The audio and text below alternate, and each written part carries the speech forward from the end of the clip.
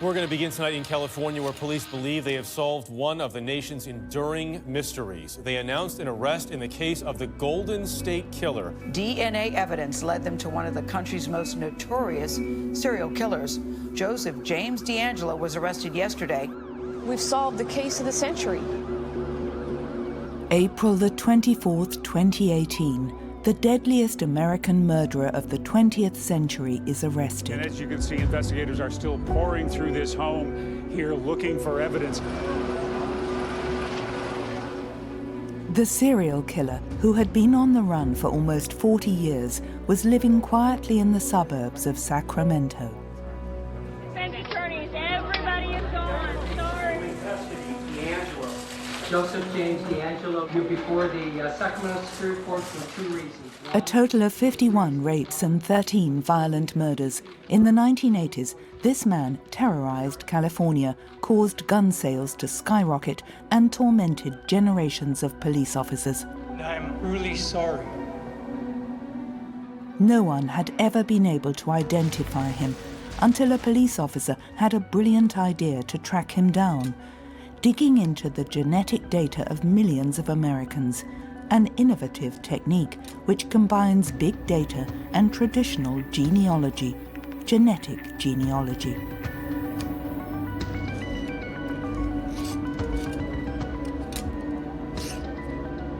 Think about this, the Golden State Killer case. For 44 years, 15 different law enforcement jurisdictions. With the genealogy tool, it took 6 of us 4.5 months. Thanks to this technique, a so-called cold case is solved every week in the United States.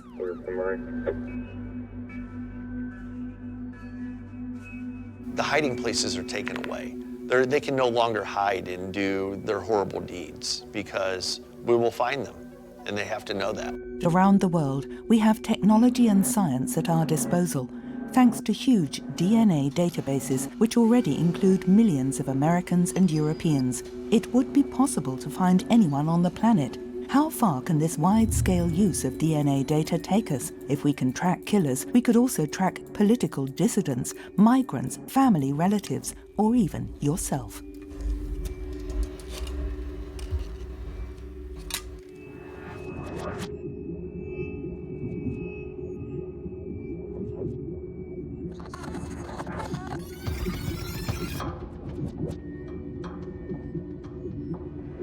This is not science fiction. This is the world that we can very clearly see coming in the near term. What must we sacrifice to make the world a safer place? Our freedom? Our privacy?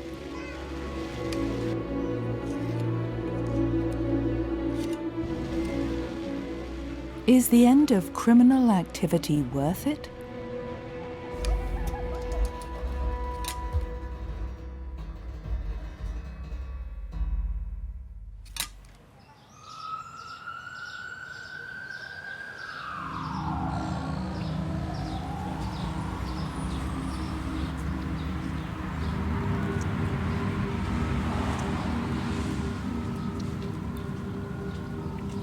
In the United States, one killer after another is being tracked down.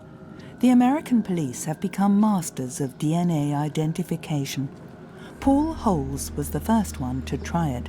He has spent his entire career searching for the Golden State Killer, the dreaded Californian serial killer.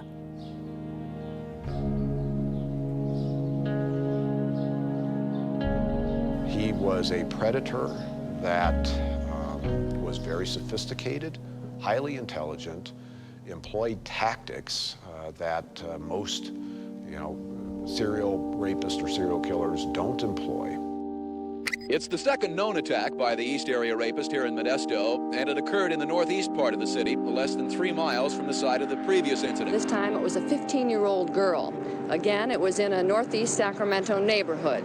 Again, he knew she was alone, forced his way in using a knife to threaten her, and raped her repeatedly for several hours. The 39th attack of the East Area Rapist took place in this very nice middle-class neighborhood. This time we have a list of 13 homicide victims, 50 known attacks that he committed between June 1976 and July 1979 up in Northern California. So this was a very prolific offender. This was a man that was willing to go inside house in the middle of the night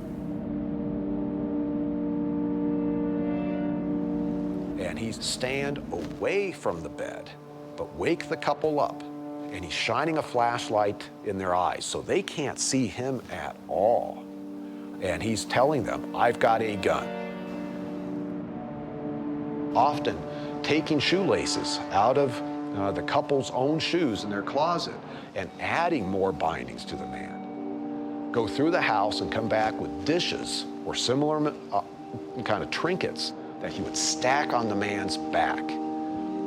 And basically tell the man, if I hear these rattle, she's dead, or I'll cut a part of her off and bring it to you, or I'll kill everything in the house if there were kids present. Then he would separate the woman out to the family room where he would sexually assault her. You could be a highly trained military guy, but this guy sneaks into your bedroom and has a gun pointed at you, and you realize, you know, even if I try to make a move, he's going to shoot me. And unfortunately, down in Southern California, some of the men did try to go after him, and they were shot and killed.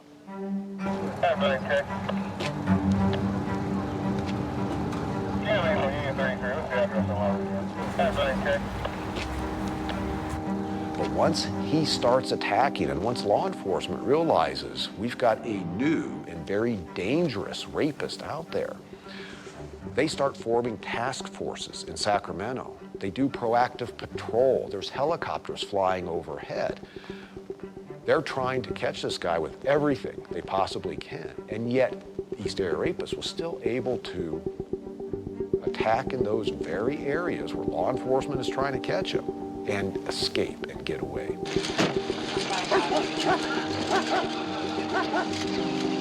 Not the man. If there's more than one, we've still got a lot of work to do. These communities to completely change their lifestyle. The communities are forming neighborhood watches where now you have groups of men who are wandering around the neighborhoods at night trying to do their own patrol to augment what law enforcement was doing. They are buying guns, and so now everybody was paranoid. In 1986, the attacks stopped. The killer seemed to have settled down, but Paul Holes didn't give up. At the time that I was working the case became a passion, and it was a personal passion, and I absolutely was wanting to solve it before I ended my career. And, you know, it was just this roller coaster ride of emotions. You know, one guy I spent 2 years looking for, and then I eliminated him. It was like I just wasted 2 years of my life. And then another, you know, each guy I spent so much time, and towards the end, I thought, I'm not going to do it. I'm not going to solve this case. Because of my background, you know, having been a scientist, having worked as a DNA analyst, I thought I had done everything possible with the technologies until I ran across, coincidentally, a genealogist by the name of Barbara Ray Venter. Since the killer is not in police databases, Paul Holes and his genealogist partner decide to search for him through members of his family. They search through huge databases used by millions of Americans who are passionate about genealogy or curious about their origins.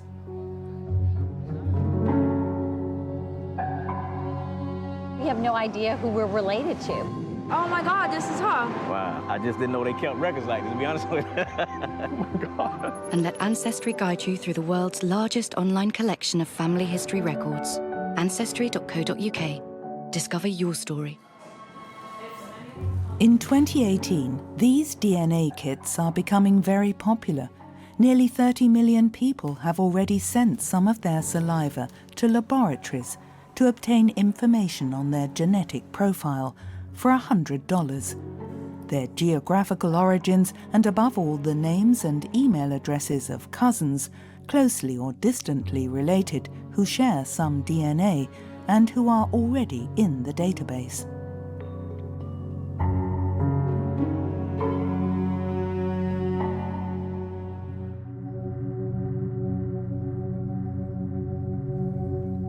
In March 2018, 4 months before his retirement, Paul Holes tried this last trick.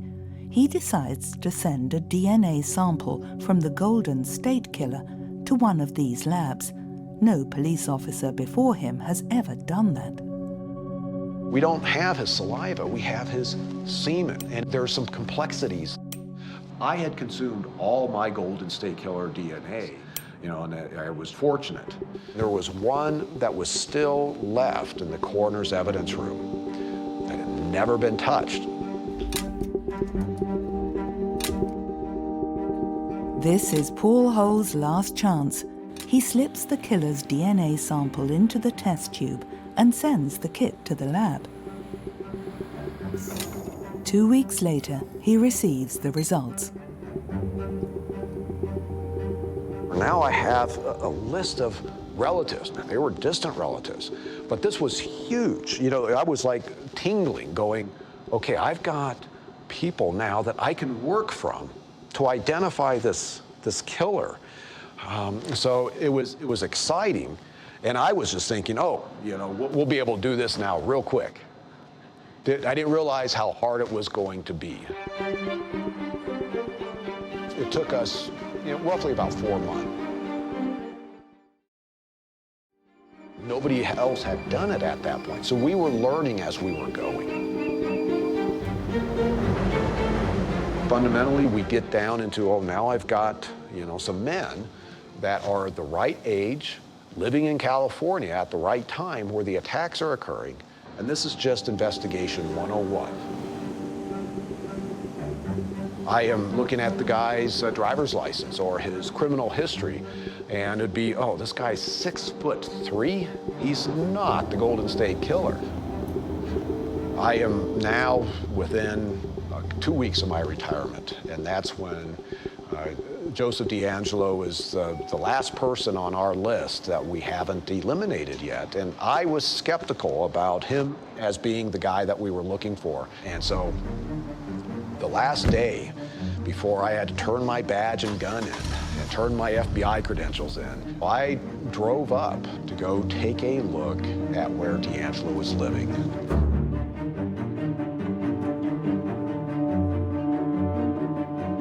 I pulled in front of his house, and he was home, and I'm looking at the house, I'm backing up, looking at his backyard.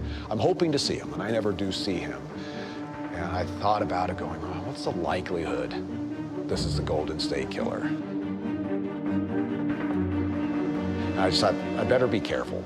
And that's when I just decided, I need to drive home and not rush this. And that was the last thing I did. The next day, I'm turning my badge and gun in, and I'm walking out of my office carrying a little cardboard box with my, my mementos for my career, basically. Sac Sheriff and FBI puts DeAngelo under surveillance. He drives to a local store, gets out and goes into the store, and an undercover officer goes and swabs his car door handle. That gets sent to the lab, and I get a call from the lieutenant of the Sacramento DA's office. As soon as I get on the phone, he's, Paul, you can't tell anybody. And I knew something was up, and he said, I don't know exactly what it means, but the lab's super excited, He says, DeAngelo matched across, 21 markers. And I told Kirk, it's him.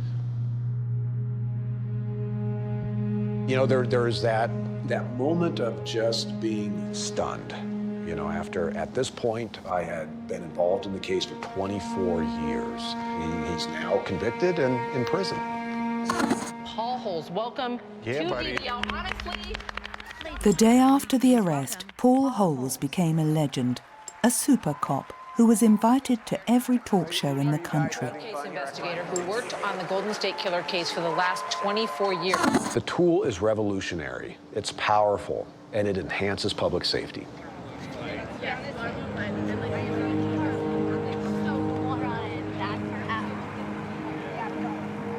Since Paul Holes' stroke of genius, in 3 years, nearly 300 killers have been put in jail using this method.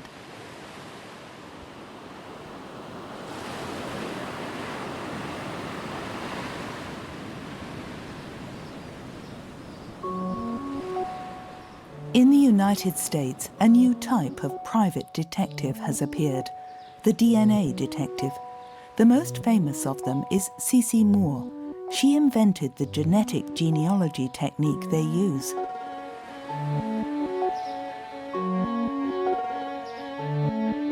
Please welcome Cece Moore. Hi, Cece. A former actress, the detective is very popular, invited to the biggest shows in the country to talk about her achievements. There is even a series dedicated to her. The perfect crime doesn't exist anymore if you leave your DNA behind. So anyone who has left their DNA behind at a crime scene should plan on being identified. It might be next week, it might be next year, it might take a little bit more time, but there is no doubt that they will be identified. There are over 160 cases now that I've been able to help law enforcement resolve, and it averages to about 1 per week. In 2008, Cece Moore's interest in genealogy rose, just as the first DNA analysis kits appeared. Her hobby quickly became an obsession. She gave up her acting career and compared hundreds of DNA profiles. After 7 years of research, alone at home, without a diploma, she developed a new and extremely efficient technique to identify unknown people.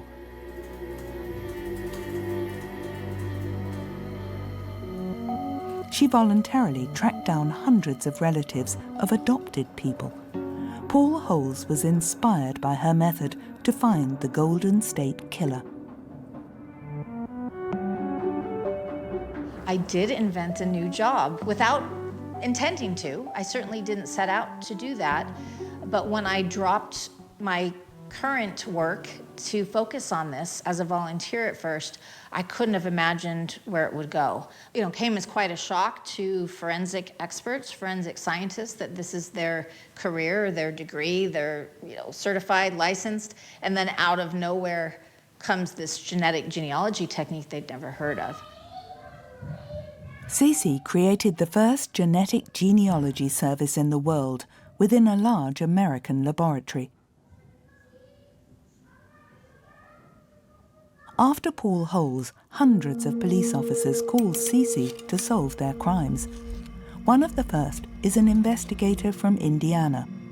In May 2018, he asked her to look into the case of April Tinsley, an 8-year-old girl who was murdered and raped 500 meters from her home.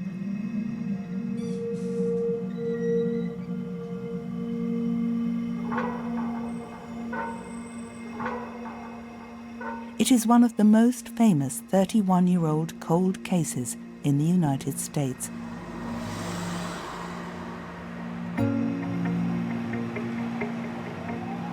It took Cece Moore 4 days to solve it.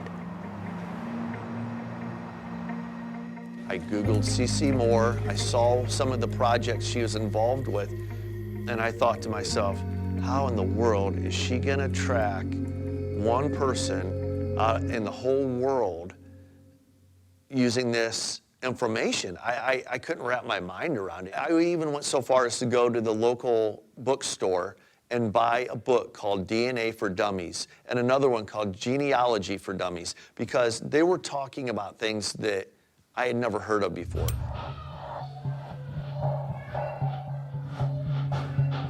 I log into the website and I run the kit number and I see that there are matches.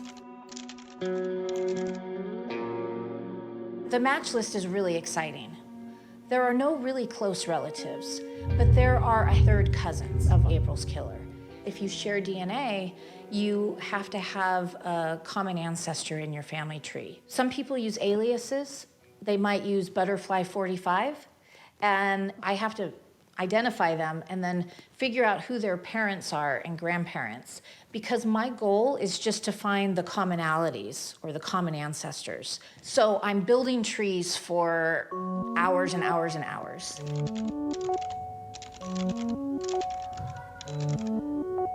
I use genealogical records like census records, vital records, birth, marriage, death records, but I also use newspaper archives.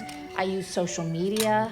You know, a lot of people put information about their families on social media, and that's really helpful to me, so I have to be creative.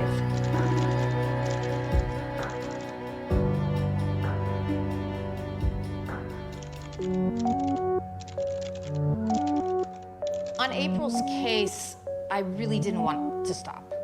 I just wanted to keep going. Have been building trees for 3-4 days, pretty much nonstop, just with little naps, and my husband puts food in front of me so I don't have to stop. So I don't take breaks. I just keep working and working, because my job is reliant on finding the smallest clues. I have to be able to recognize patterns and commonalities and overlaps. I have to know, hey, I saw that surname 12 hours ago. And so I can't have a lot of distractions. Starting from a common ancestry, Cece does reverse genealogy. Instead of looking for ancestors, she goes back down the tree to find the common descendant of the great-grandparents.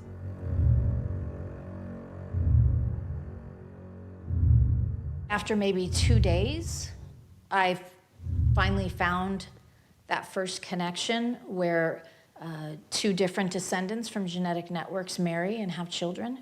So I know that the killers got to be a descendant of that marriage. So I know that I am very, very close to identifying April's killer. I learned that they had 3 sons.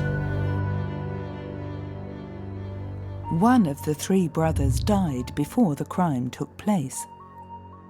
So that narrows it down to just 2 men. Just 2 men who could be responsible for April's murder. And at that point, my job ends. I then have to provide that information to Detective Martin and his team. That is when Detective Martin and his team hear the name of the killer for the very first time. Does he? Yeah, interesting. So one of the surprises was the big ones. It was the biggest gift in the world, and it was exciting, it was scary, it was a very overwhelming moment. We now, for lack of better terms, have the most scientific tip in the world. John Miller was identified as the primary suspect because we found in our database where he had had some run-ins with law enforcement where he was making rude and sexual comments to ladies and children in parking lots of supermarkets and grocery stores. We set surveillance immediately. We never had a point where we weren't watching him. So that's always difficult. It's hard because no matter how confident I am, I always have some doubts. I always second guess myself. I always go back to the trees and I review my conclusions. I think, could I have made a mistake? The police officer takes a can and some leftover food from the suspect's trash and sends it to the lab for analysis. 8 hours later, the lab result comes back. It was John. The same genes and the same DNA. Before he could go in his house, myself and my partner approached John and said, "John, we need to talk to you." And John looked at us and said, "Okay." And I was shocked. I figured he'd ask 1,000 questions. John didn't ask why. John didn't ask why we needed to talk to him or what we wanted help with until I said to John in an interview room, hey. Do you have any idea what we need to talk to you about? I think probably the Tinsley case. That's the only one I can think of. Yeah, you're right. John Miller ultimately pled guilty to the murder of April Marie Tinsley because he had no choice. John did that because this technology is so strong. I don't need everyone's DNA. I really just need a very small percentage of the population. It's somewhere between about 1% and 3% of the population. That would be enough to solve many of the cold cases. 3% of DNA profiles would be enough to find anyone on the planet. This crucial stage has already been reached in the United States and in China. In Europe, it is only a matter of months.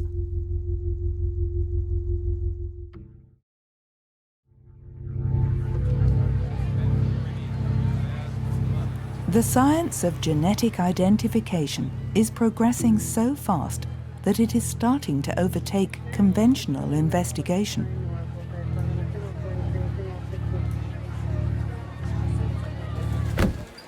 For $4,000, this biocomputer scientist offers police the possibility of editing genetic robot portraits of their suspects.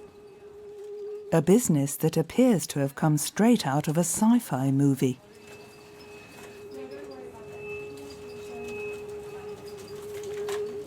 We went to all of these conferences to meet detectives, to meet police chiefs, and tell them, if you have DNA from a crime scene, we can tell you what your person looked like. And most of them said, no, you can't. That's not real, it's science fiction. And it took a long time for us to convince people that this was really possible and that it was possible with the DNA from their case. So what we do is we look at the DNA from a crime scene. And so DNA is a molecule, and there are different parts of it with different codes. So what we're interested in is, what does this look like right here? And if we look at that and it's a certain way, let's say it's an A, well, that tells us that this person probably has brown eyes. But if we look at it and it's G, well, then that person probably has blue eyes. But eye color is a lot easier than other traits. But for more complicated traits, like let's say we want to know how long that person's chin is, we need to look not just at one place, but at hundreds or thousands. We need to know what does this person's DNA look like here, here, here, here, and that's all just to tell how long their chin is. But that's the thing, in DNA, there are 3 billion pieces of information.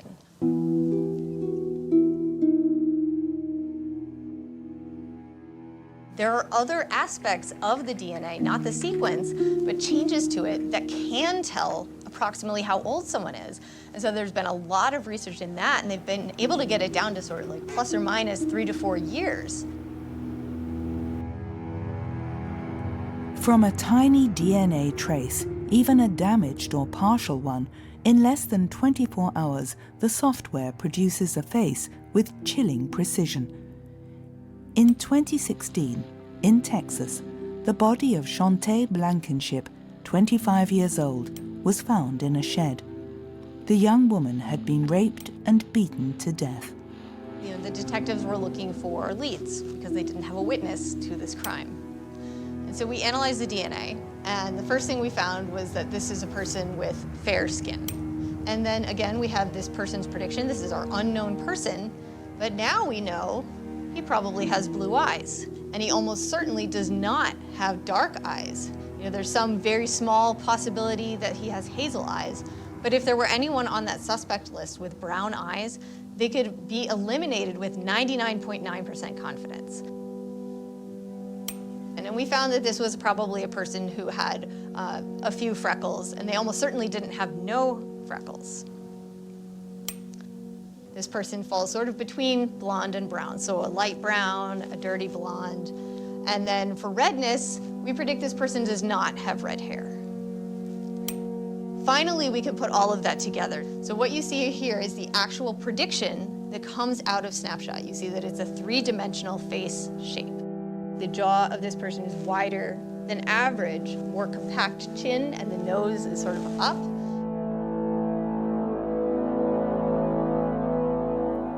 The police officer publishes the wanted notice in the media and in public spaces. The perpetrator himself saw this, and he saw it. He realized that the police were going to find him soon. And so he decided to confess. So he went before his church congregation and confessed that he was the one who had murdered Chantal Blankenship. In the United States, there are no regulations on software-modeled DNA portraits. In France, its use is limited and subject to judicial review. It has only been used in rare cases, and the results have never been made public.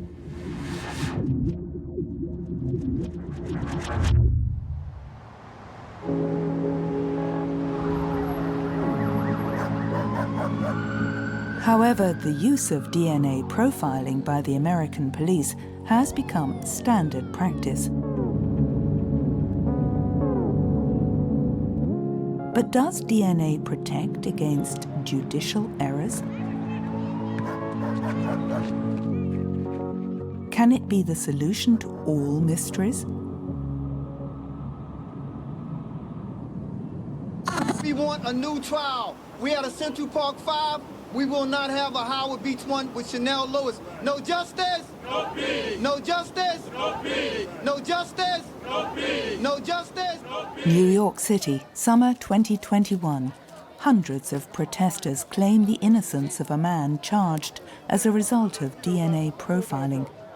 Chanel Lewis, aged 20, sentenced to life in prison for the murder of a jogger. 40,000 people sign a petition asking for a retrial. The investigation and the trial are resounding against a backdrop of racial tensions. The victim, a white female, is the daughter of a New York police officer.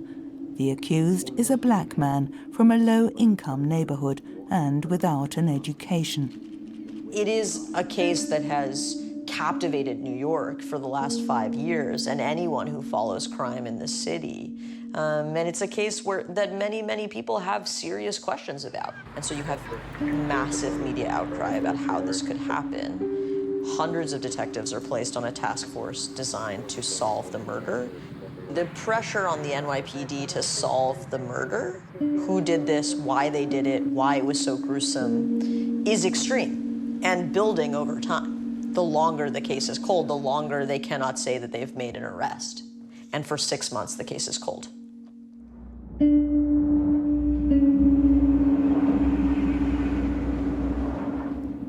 Ria Trivedi is Chanel Lewis's lawyer.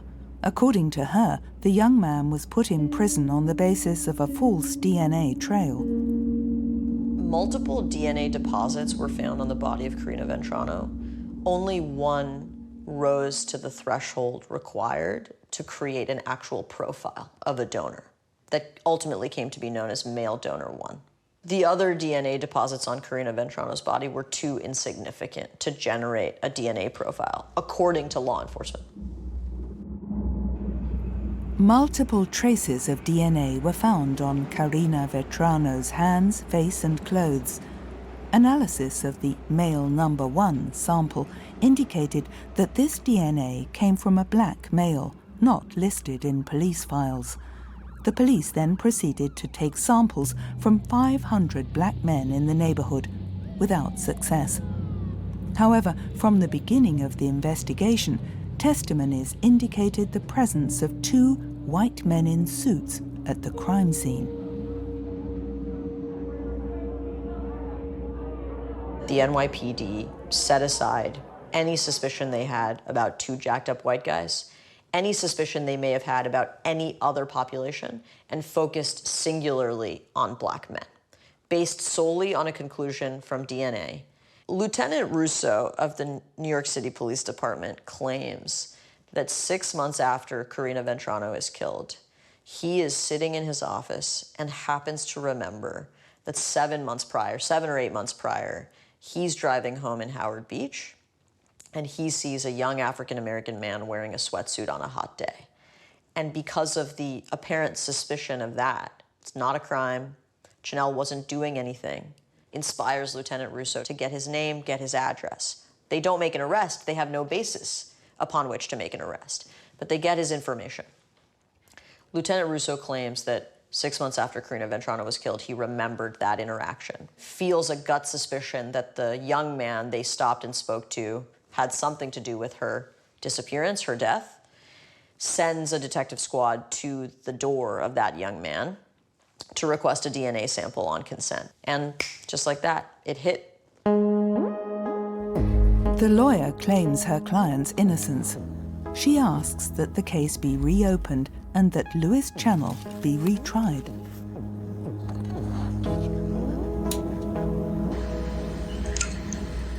It's extremely disturbing that no one in this case has seriously considered whether or not male donor 1's DNA was left on Karina Ventrano's body by way of some event other than her killing. Which is to say, did she sit on a bench that he had previously sat on? Did they happen to patronize the same restaurant in Howard Beach? DNA doesn't survive forever, it also doesn't diminish immediately. I ride a subway 4 times a day. The subway system moves 8 million people a day.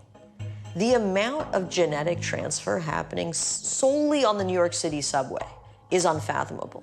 And if you were to lead to the conclusion that simply because of the presence of someone else's DNA on a person's body, that those people were in a criminal interaction, a victim-perpetrator interaction, has incredible power to lead to the imprisonment of innocent people.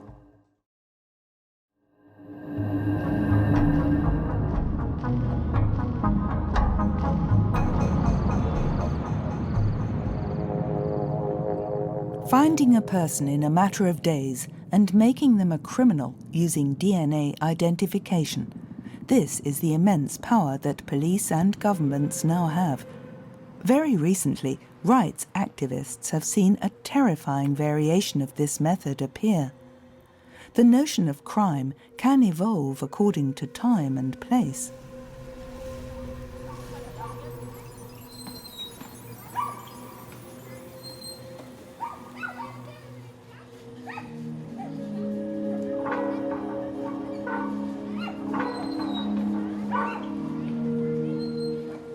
For the past 5 years, a dozen states in the United States have put in place rules limiting access to abortion.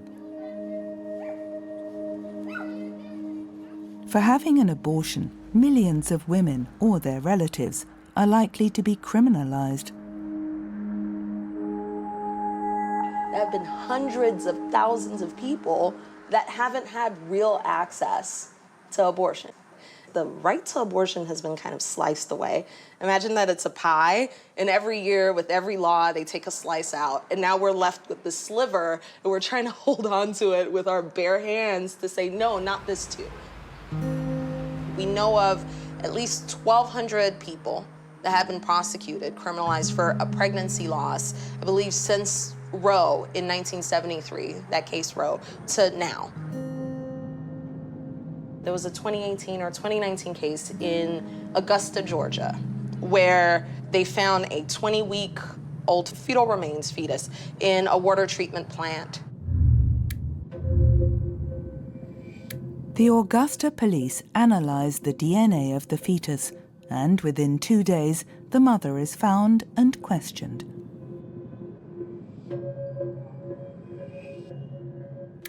The prosecutor in that case said, you know, our goal is to reunite this fetus with its mother. We're trying to find the mother to see if she's okay, to see if she's bleeding out. But the reality is, once you start doing DNA testing, you're not getting the results back in a turnaround that's gonna save a person that's bleeding out. Really, the goal is about criminalization, because the assumption was that a crime had been committed, that if there is a pregnancy loss, something must have gone wrong, someone must have done something wrong.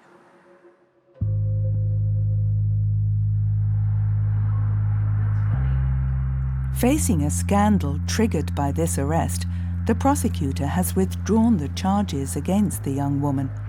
However, since then, in Virginia in 2019, or in Texas in the autumn of 2021, other women have been found with DNA genealogy. In both cases, the circumstances of the end of the pregnancy are not clear. Abortion is criminalized, right?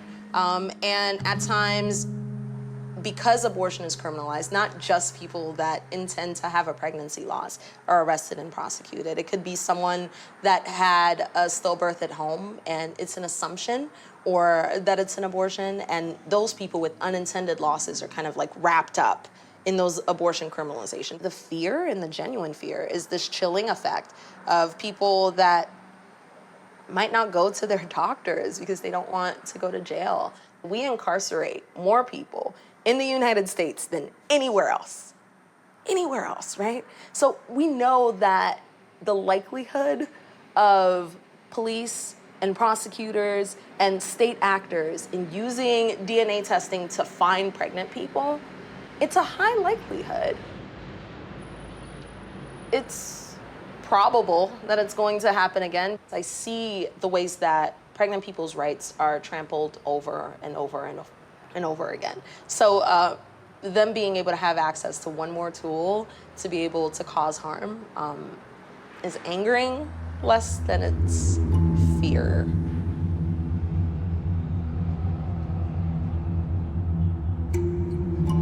Depending on how far into the pregnancy they are, women in these states face prison sentences ranging from a few months to life in prison. Science is advancing rapidly, and DNA identification is getting quicker and cheaper. Will we be tracked tomorrow for trivial events of our daily lives?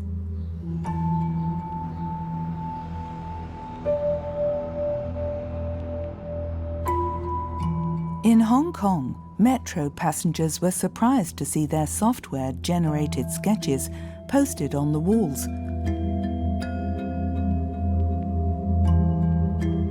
With the agreement of the government, an association has reported citizens who throw their garbage on the ground.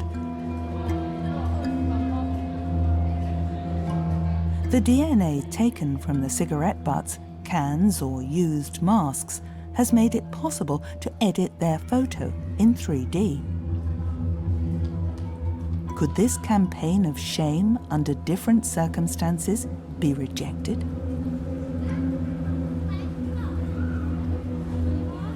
When you get to a place where you are able to track people, the ability to become anonymous disappears at a point that the government has the capacity to identify you precisely with no extra effort, right? Like all they need to do is to take a swab or to take a blood sample and boom, they know exactly who you are. That is a second layer of the element of totalitarian states' ability to engage in social control. This is the world that we can very clearly see coming in the near term. I wish that I could say that we were talking about, Star Trek level kinds of fantasies, but that's not the world that we're in right now. We're in a world where the pieces exist and the puzzle just needs to be put together.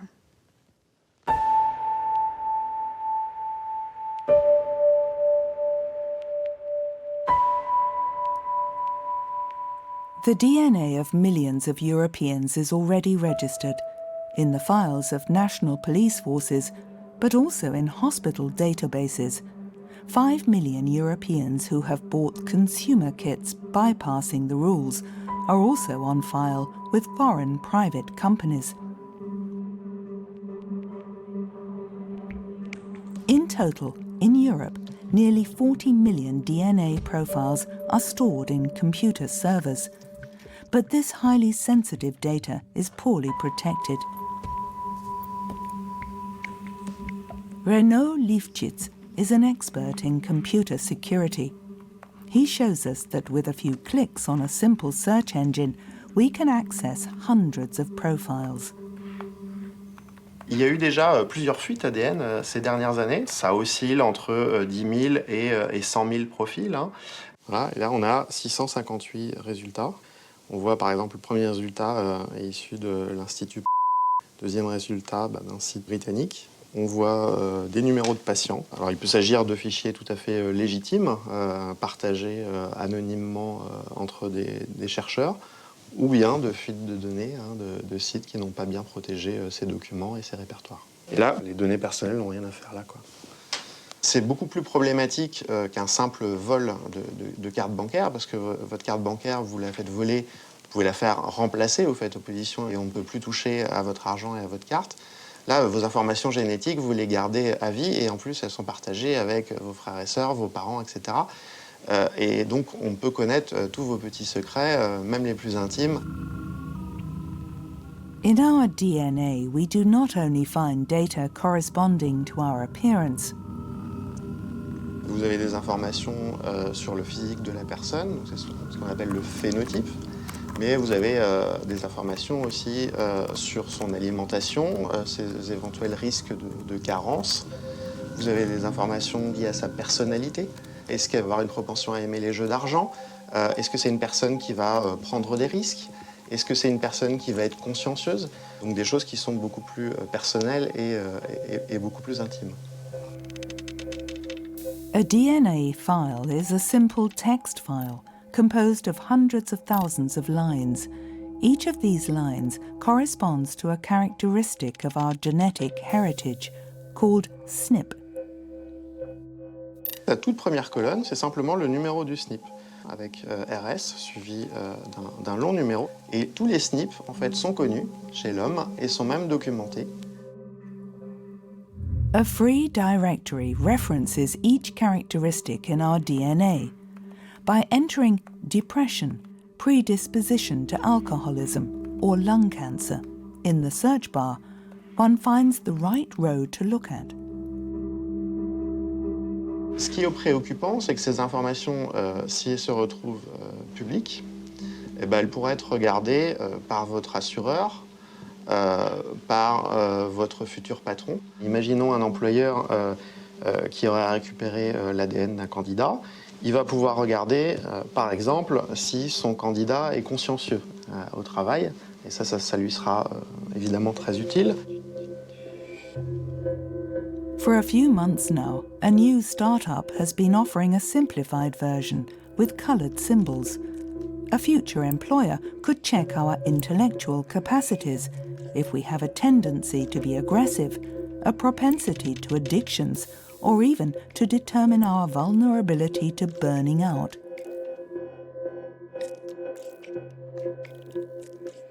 Il est possible de voir si le candidat a des tendances à être dépressif, par exemple. Donc là, sur ce candidat-là, a priori, il est moins dépressif que la moyenne. Il ne s'agit pas d'une prévision comme un horoscope, hein, c'est basé sur des bases tout à fait solides. Et notamment, ici, sur l'objectivité scientifique, on est à 3 sur 4. Et on a l'étude qui a été publiée avec la référence exacte du papier scientifique. Not everything is written in our genes. These predispositions influence our health and our personality up to 40%. The rest depends on the environment and our lifestyle.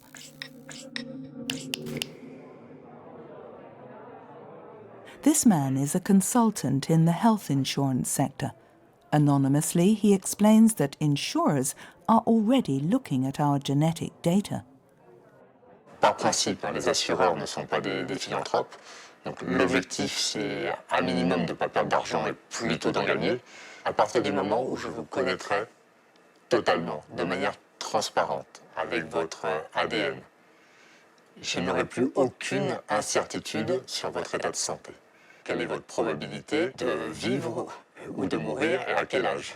C'est-à-dire que pour une personne qui a un gène où on est à peu près persuadé qu'il va développer un cancer, soit je vais mettre une surprime très importante, mais la cotisation va augmenter beaucoup, soit au bout du bout, je ne vous prends pas et je ne vous assure plus. Vous avez des pays qui ont commencé à mettre le pied dans la porte, notamment la Suisse, qui a essayé de légiférer. Pour l'instant, la loi n'est bien entendu pas passée, mais il y a des tentatives, du lobby des assureurs pour faire passer une loi leur permettant d'avoir accès à vos données de santé et notamment à vos données ADN. In France, the insurance sector is extremely regulated. Opening the market to foreign companies could change this. Demain, vous allez avoir de nouveaux acteurs dans le marché de l'assurance. On voit que les GAFA, vous prenez Google, vous prenez Amazon aujourd'hui, sont intéressés et souhaitent rentrer sur le marché de l'assurance et notamment de l'assurance santé. Donc s'ils nous connaissent, si Google demain nous connaît dans notre intimité, ils pourront choisir de nous assurer ou pas en fonction des risques que nous avons et qu'ils connaîtront via nos tests génétiques. Et dans ces cas-là, s'il n'y a plus d'assurance, chaque citoyen devra mettre un peu d'argent de côté pour s'assurer lui-même par rapport à sa santé. C'est la loi de la jungle, c'est la loi du plus fort et c'est surtout la loi du plus riche.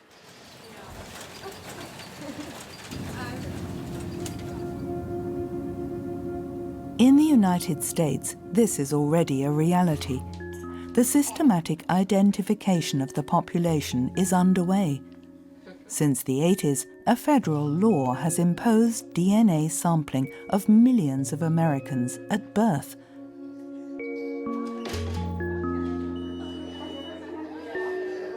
Nicholas is only 2 days old.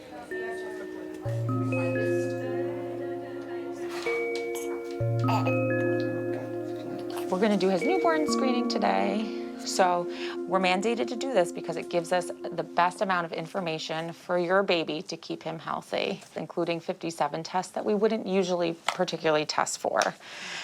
So we're going to put this little heel warmer on his heel and get his foot nice and toasty. Okay. Baby is always happiest in mom's arms, so we always like to keep baby in mom's arms as well, right? Yeah. Really, most people forget that they even had done, but they did, and it's really beneficial to your baby's health for sure.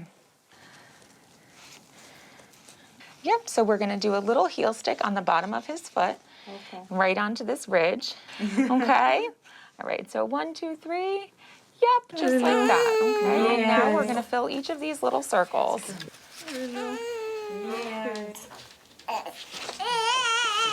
Okay, fini.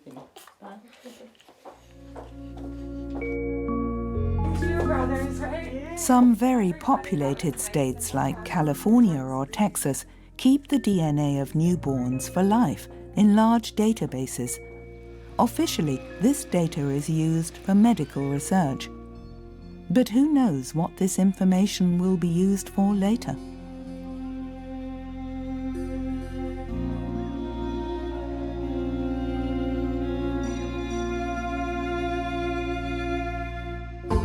Police files, genealogical records, and even national data, all on file. Will this really make for a better world?